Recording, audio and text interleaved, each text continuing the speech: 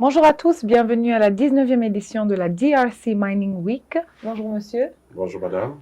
Est-ce que vous pouvez vous présenter brièvement s'il vous plaît? Alors, très brièvement, je suis administrateur à la Fédération des entreprises du Congo. J'ai été pendant quasiment 15 ans vice-président de la Chambre des mines. Pour le moment, je suis le président national de la commission mine artisanale auprès de la Fédération des entreprises du Congo. Je suis administrateur à la Chambre de commerce franco-congolaise. Je suis entrepreneur minier et pour le moment, je travaille pour une très grande entreprise minière qui s'appelle aussi Trafigura, l'un des grands traders sur le plan international. Monsieur Kanyundi. Mm. Et expliquez-moi un petit peu l'état de lieu actuel du secteur minier. Alors, comme vous le savez, pour le moment, notre secteur minier est pratiquement en train d'évoluer très positivement. Si on compare aux années précédentes, juste pour vous donner quelques chiffres, nous avons quasiment produit environ 3 millions de cathodes de cuivre. Une croissance réelle. Nous sommes devenus le deuxième producteur mondial du cuivre aujourd'hui. Nous avons des projets qui pourront nous permettre encore de jouer un rôle très déterminant dans les années qui viennent dans le secteur cuprifière. Bon, je ne vais pas parler du cobalt où on est le numéro 1.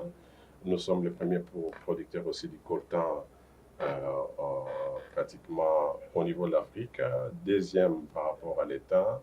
Donc voilà, même au monde, pour les coltans, on est pratiquement les numéro 1. Monsieur Kanyundi, parlez-nous un petit peu de la contribution du PIB. Alors, la contribution du secteur minier au PIB est de 53% l'année passée.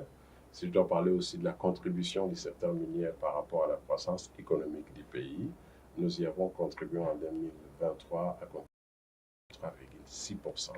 Donc, c'est pour vous montrer les rôles que ce secteur joue. Mais en même temps, il faut reconnaître aussi qu'il y a encore beaucoup de choses à améliorer.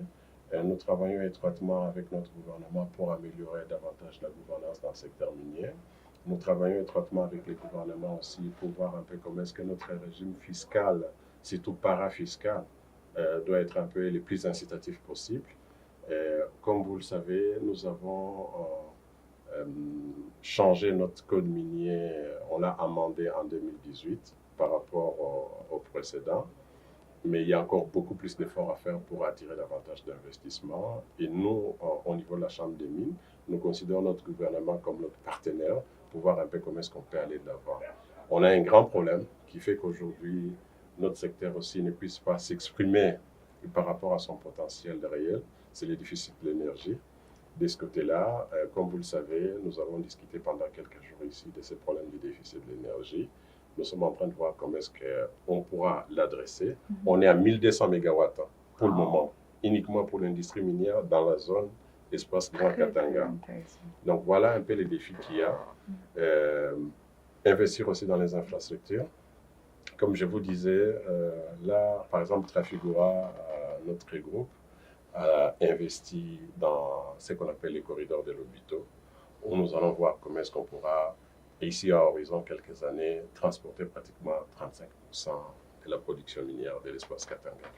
Monsieur Kanyundi, pour finir, comment est-ce que vous avez trouvé cette 19e édition de la DRC Mining Week? Elle est la plus grande comparativement aux autres, par rapport d'abord aux thématiques qu'il y a à l'ordre du jour, mais au-delà de ça aussi au nombre de participants.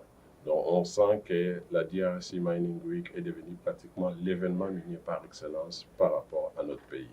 Merci beaucoup, Monsieur Kanyundi. On espère vous voir à l'édition prochaine en 2025. Je vous en prie, madame, et c'était un plaisir aussi d'échanger avec vous. Merci beaucoup. Au revoir.